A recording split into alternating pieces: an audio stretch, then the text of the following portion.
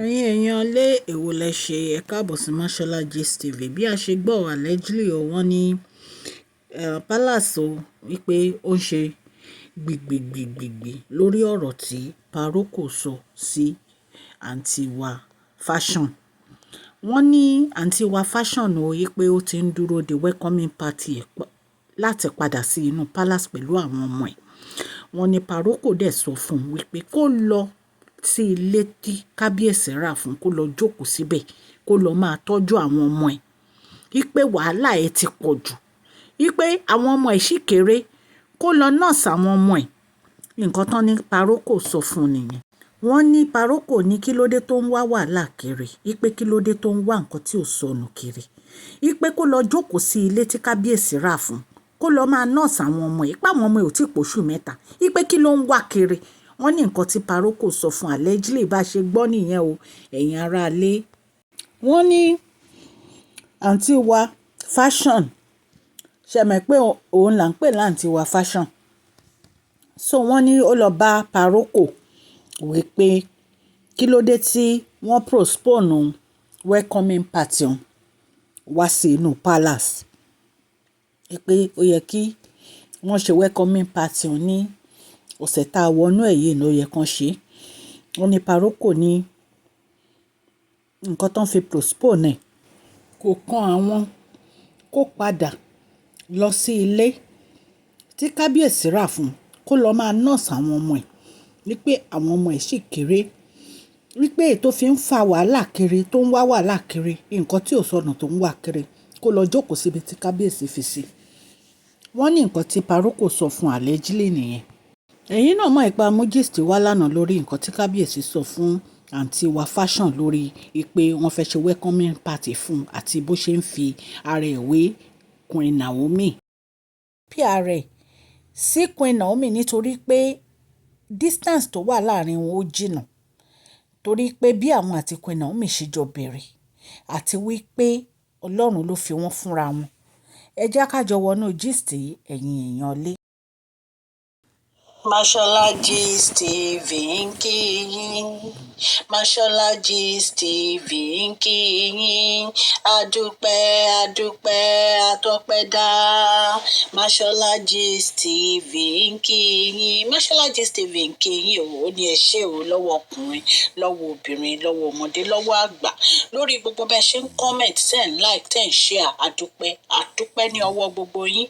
Mashola Gist TV ń kí yín. Ẹ̀yin olólùfẹ́ wa ẹ káàbọ̀ sí Mashola Gist TV. Ṣé àlàáfíà ni ẹwà gbogbo lè ń kọ́? Orúkọ mi ni Mashola kò yí padà. A máa ń sọ̀rọ̀ nípa celebrity gist, royal gist, politics àti gbogbo nǹkan tó ń ṣẹlẹ̀ ní agbègbè orílẹ̀-èdè bàbá wa ní ilẹ̀ Nàìjíríà.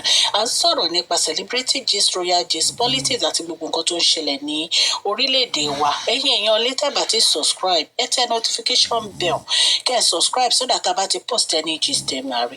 A ń sọ Yorùbá lórí channel yìí nítorí pé a fẹ́ gbàgbé àṣà àti èdè wa. Ẹ̀yin èèyàn lé à ń ṣe advert lọ́lọ́kùn òjọ̀kan lórí channel yìí, ẹ kàn sí wa ní Mashola Gist TV. Ọlọ́run Elédùmarè á bá mi gọ́wọ́ yín sókè o. Ọlọ́run Elédùmarè á bá mi ran gbogbo yín lọ́wọ́ o. Òkè òkè ni ọlá yín á máa lọ o. Ọlá yín ò ní lọ ìsàlẹ̀ láéláé. Ẹ̀yin èèyàn lé níbi tó yẹ kẹ́ ti kọ́kọ́ wò ni. Kí ló dé tí kábíyèsí fi ra ilé tó wọ́n tó bá yẹn fún olórí Tobi? Because wọ́n ti mọ̀ pé Queen Naomi ti sọ fáwọn tẹ́lẹ̀ pé àwọn ò lè bá olórí kankan gbé. Wọ́n dẹ̀ ṣiṣẹ́ lórí àwọn ọ̀rọ̀ tí Queen Naomi sọ yẹn. Torí kábíyèsí fẹ́ fi ọkàn Queen Naomi balẹ̀ ni. Kò sí nǹkan míì. Kábíyèsí fẹ́ fi ọkàn wọn balẹ̀ ni. Ẹ rè pé àwọn ọkùnrin ò mọ ẹni tó nífẹ̀ẹ́ wọn dénúdénú ni àti ẹni tó nífẹ̀ẹ́ òótọ́ sí wọn. Wọ́n mọ̀ dáadáa. Àwọn ọkùnrin bá ṣe wà yẹn wọ́n gbọ́n dáadáa. Ṣó ti yé yín? Wọ́n mọ ẹni tó wá gba ọlá lọ́wọ́ àwọn. Wọ́n mọ ẹni tó bá ọlá wá, wọ́n mọ ẹni tó bá nǹkan ayé wá. Ṣó ti yé yín? Ẹ̀yin aráalé. So ìtorí ẹ̀ òun ni kábíyèsí ni wọ́n fi ra ilé tó bá yẹn fún àǹtí wa ṣọ́ọ̀ṣì pé kí òun àtàwọn ọmọ ẹ̀ kan dúró síbẹ̀. So ìgbésẹ̀ wo wá ni àǹtí wa ṣọ́ọ̀ṣì fẹ́ gbé pé òun fẹ́ padà wá sí inú palace pẹ̀lú àwọn ọmọ?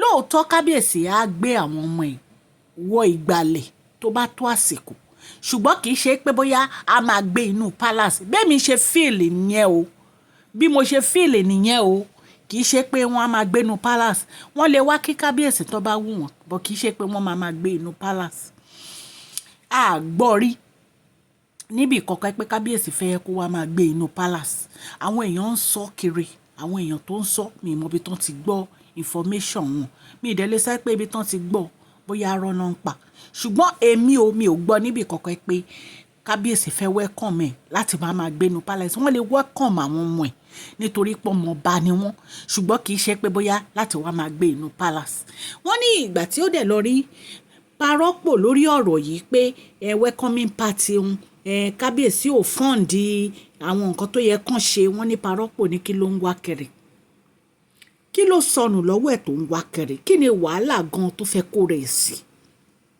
wípé kó lọ máa tọ́jú àwọn ọmọ yìí páwọn ọmọ yìí ò tí ì dàgbà tó nǹkan tá a gbọ́ tó ní parọ́pò sọ fún mi. wọ́n ní kábíyèsí ò sọ̀rọ̀ ń pẹ́ mọ́ pé kábíyèsí dákẹ́ wọn dẹ̀ fọ́ǹdì ẹni owó láti fi ṣe preparation fún láti fi return padà sí inú palace wọ́n ní nǹkan tó fi lọ bá parọ́pò nìyẹn. ẹ̀yin èèyàn lé bí kábíyèsí ṣe wà yẹn inú wọn ò dùn pé ìyàwó wọn àti ọmọ wọn sì wá sí inú palace tí kábíyèsí bá tiẹ̀ wá fẹ́ ṣe ayẹyẹ ní ìsìn wọ́n máa mú ìyàwó wọn wá sí inú palace ní welcoming party Queen Naomi láti wọ inú palace ló yẹ kán gbé owó sílẹ̀ lé lórí tó máa ṣe táyé máa mọ̀ tó bá yẹ pé wọ́n á fi ṣèyàwó ni kán fi ṣèyàwó tó bá yẹ pé wọ́n á fi ṣe anything kán fi ṣe anything tó bá nítorí pé Queen Naomi wọ́n ti jìyà ojú wọn dẹ̀ ti rí wọ́n ti jìyà nu palace kábíyèsí nǹkan mélòó la fẹ́ sọ fún yín pò ṣẹlẹ̀ sí wọn tó fi lọ ẹ̀yin èèyàn lé so wọ́n ní kábíyèsí ò fund anything pé kábíyèsí kò dákẹ́ lórí ọ̀rọ̀ ẹ̀ ni wọ́n ní so inú ń bí àǹtí wa fashion ni pé kí ló dé tó yẹ pé kábíyèsí treat tó ń bá yẹn pé ó ń bínú wọ́n ní nǹkan tó fi lọ bá bàbá wa parọ́pò nìyẹn wọ́n ní bàbá wa dẹ̀ gbélé pé kó lọ jókòó ti àwọn ọmọ ẹ̀ gbogbo wa la mọ̀ pé ọmọ àǹtí wa fashion kò tí ì wọ 3 months náà ẹ dẹ̀ mọ̀ pé kábíyèsí ò lè rí ọmọ tó yẹ pé irun ẹ̀ tó bá gbé wá látọ̀run irun yẹn gbúdọ̀ kúrò nǹkan tán sọ nìyẹn as a culture of Ilé Ifẹ̀ mi ì mọ̀ bóyá mo right o ṣùgbọ́n nǹkan tèmi gbọ́ ni mo sọ fún yín ẹ̀yin èèyàn lé so right now parọ́pò sọ fún yín pé kó má fa wàhálà kó dẹ̀ má wá wàhálà kiri ìpè kó lọ jókòó síbi tí kábíyèsí fẹ́ fún pé tó bá tó àsìkò wọn á jẹ́ kó mọ̀ nǹkan tó ní parọ́pò sọ fún nìyẹn.